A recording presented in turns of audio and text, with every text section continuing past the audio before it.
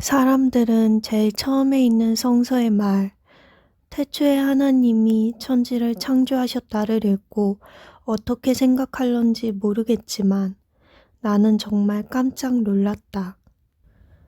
그때까지 나는 하나님은 인간보다 조금 훌륭한 분 정도로만 생각하고 있었다. 그래서 감옥방에 있었을 때 태양이 하나님보다 높다고 생각하였던 것이다.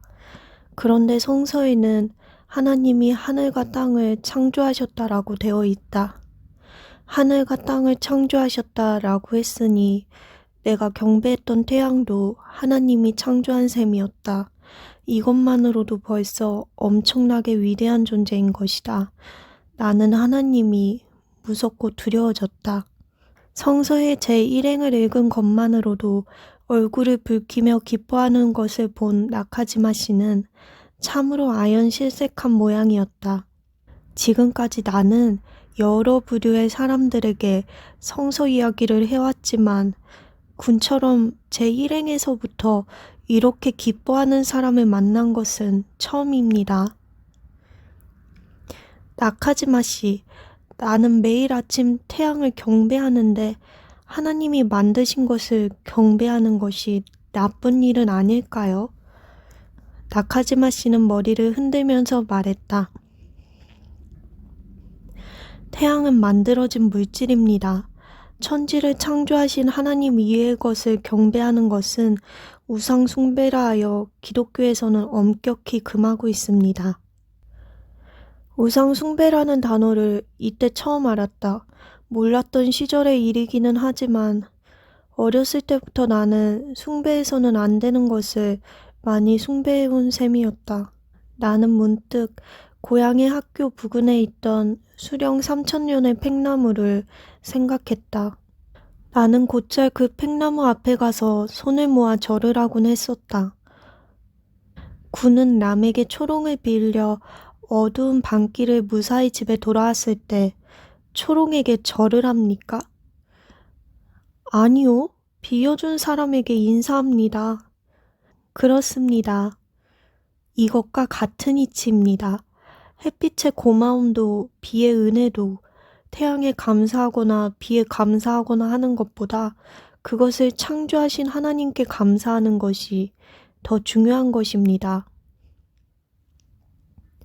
나카지마 씨는 알기 쉽게 설명해 주었다.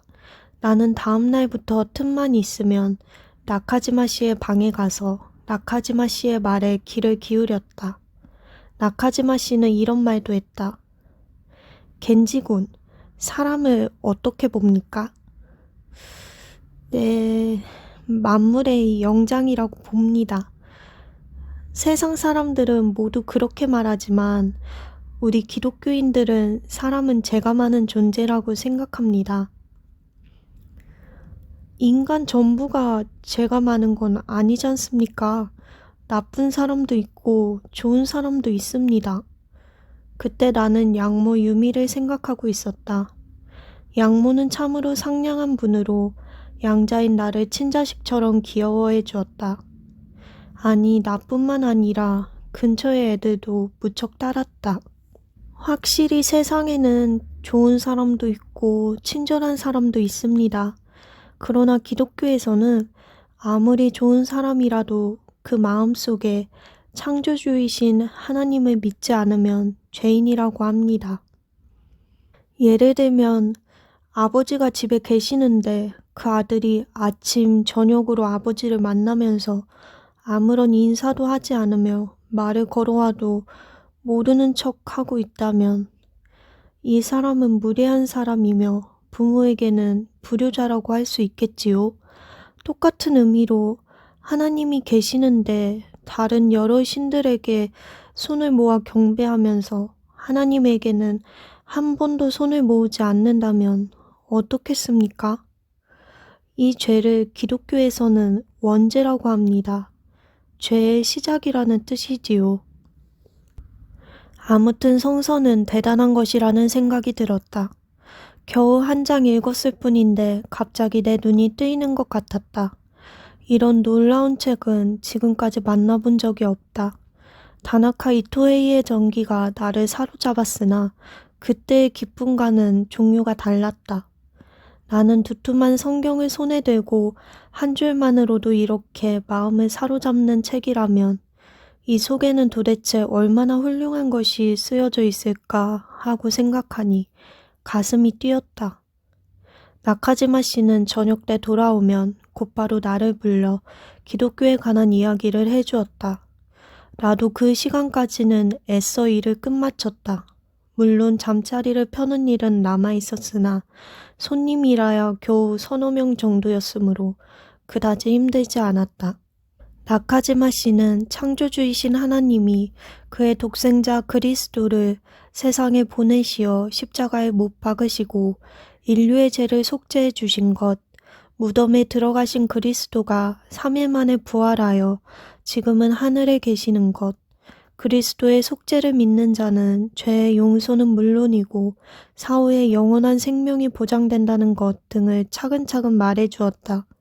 처음 듣는 말뿐이어서 나는 하나하나 놀라면서 경청했다. 특히 하나님이 사람의 죄를 벌한 것이 아니고 그 독생자를 이 세상에 보내시어 전 인류의 죄를 그 독생자에게 지게 하셨다는 말은 나를 감동시켰다. 내가 어렸을 적에 양모 유미는 의인 사쿠라 소고로의 이야기를 자주 해주었었다.